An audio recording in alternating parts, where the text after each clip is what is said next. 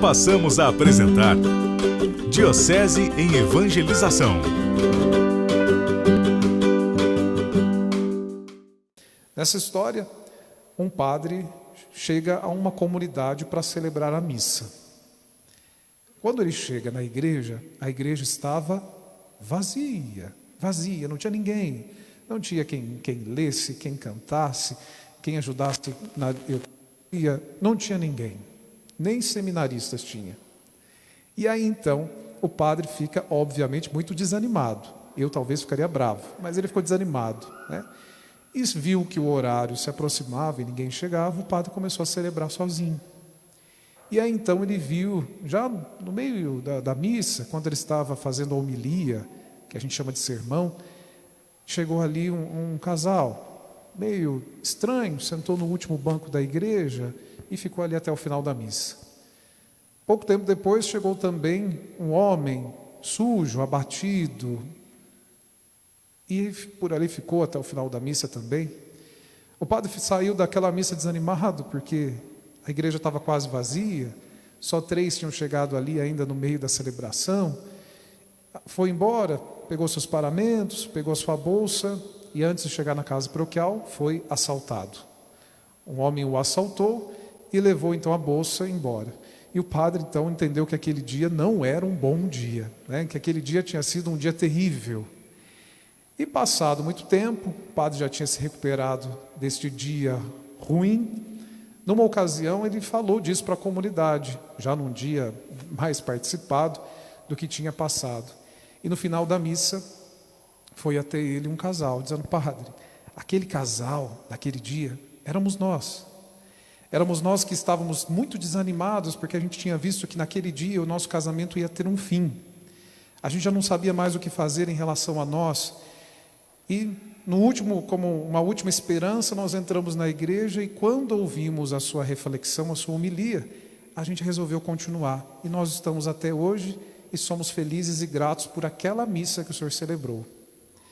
Bom, o casal saiu, chegou então um senhor, muito bem vestido, muito bem aparentado, dizendo: padre, aquele rapaz sujo, todo despenteado que chegou na igreja, aquele dia era eu.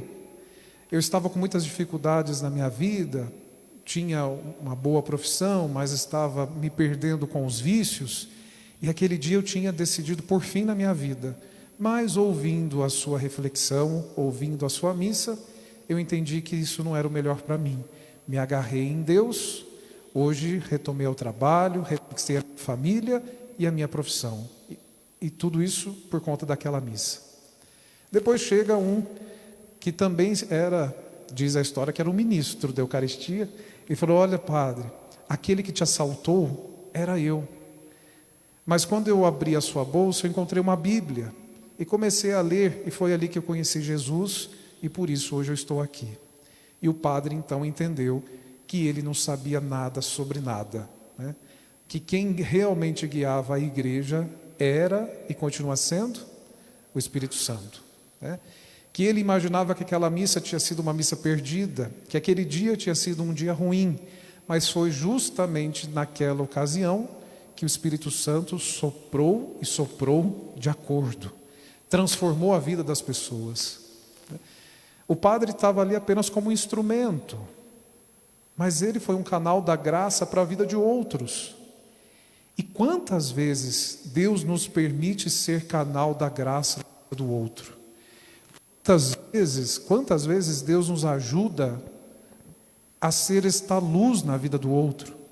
Quantas vezes nós, com os nossos gestos tão pequenos e humildes, levamos ao outro a luz do Cristo, levamos para o outro a força que vem de Deus?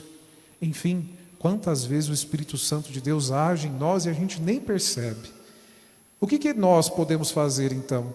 É só dizer um sim a Deus, é só lutar para estar sempre junto dEle, ter intimidade com Ele, e tudo mais o Espírito Santo fará, não do nosso jeito, do jeito de Deus, né? Porque se tem um ditado que é legítimo, é aquele que Deus escreve certo por linhas tortas. Deus que escreve certo, isso é fato. Ele só não escreve, de repente, do jeito que a gente entende, do jeito que a gente prefere.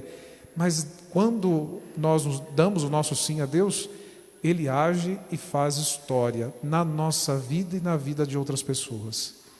Eu até contei, para terminar, uma história, uma experiência aqui para os meninos no seminário, que quando, no Dia das Mães, eu estive com a minha mãe, em Santo Antônio do Jardim, que é a minha terra natal, eu fui visitar o cemitério.